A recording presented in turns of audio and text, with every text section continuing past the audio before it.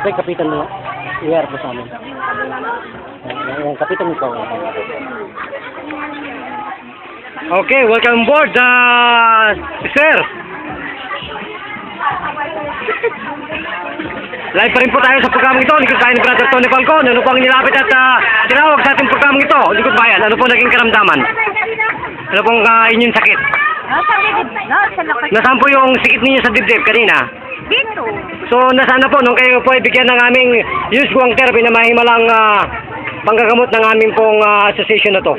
Yusguang Therapy, gerontologist. Nasaan po? Wala. Dito. Nasaan po ngayon ang sakit? Wala na.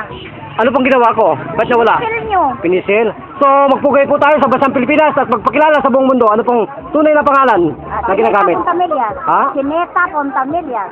Chineta Pontamillas. So, ilang taong gulang na po yan, sir? 57. 57. Ilang taon na pong kayong may problema sa puso? Ngayon lang. Ngayong taon lang. Ngayong taon lang? Mhm. So, ilang minuto po kayo napagaling ng ating programang ito, Lingkod Bayan? Wala pa 1 minute. So, naniniwala po ba kayo sa buhay na buhay at bidabit ang host ng ating programa ito, Lingkod Bayan, si Brother Tony Falcon. Yan po ang ating Lingkod Bayan, nagpapakilala sa Tuwi Live TV. Live po yan. So, naniniwala po ba kayo sa buhay ng Panginoon? Opo. Bakit po naman? Siyempre po, napagaling niyo ako. Oo, ganun po ba? Makatotohanan po ba itong aming programang ito? Opo. Lingkod Bayan. Kung ganun po, magpapaalam na si Brother June.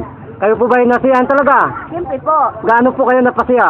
Masaya, masaya. Okay, yan po ang ating sandali po yan po ang ating mga audience, mga kababayan.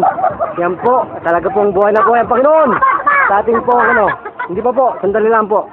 So, huling tanong, isang sagot, sister, kayo po ay naligayahan niyo yung Pasko. Opo. Kung ganun po, magpapalam na inyong abang likod. Ito pa rin po si Brother June. Live, nagbabalita po dito pa sa Barangay TAA. Las Piñas City, Philippines. Kita ka kasamang Tony Falcon. Merry Christmas!